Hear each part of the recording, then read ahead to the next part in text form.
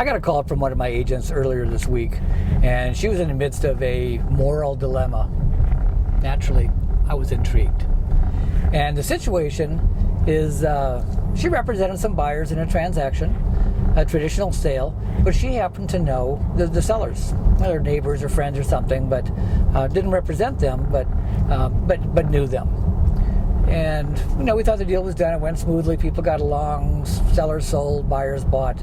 But my agent got a call a couple weeks afterwards from the buyers saying that there was a really strong cat odor smell, urine smell in the house, and they thought that the seller should take care of it.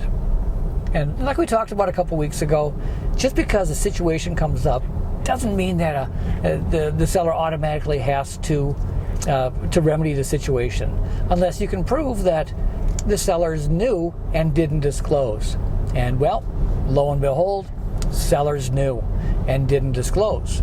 And what's more, my agent knew and didn't disclose when the situation came up.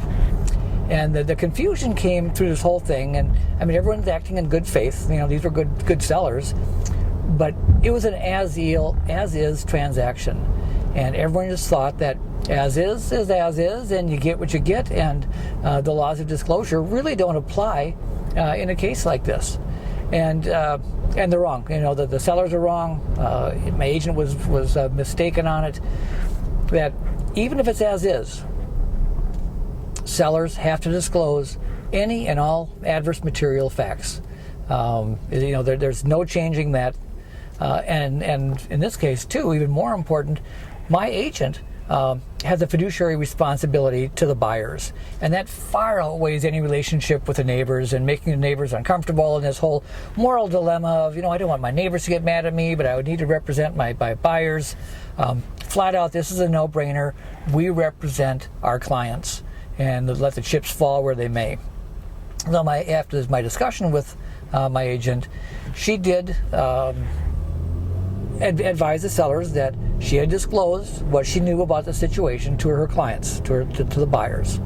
And here's what the buyers wanted. And I think at that point, the sellers also knew that they'd made a mistake, that they had interpreted it one way and they were wrong, and they did step forward.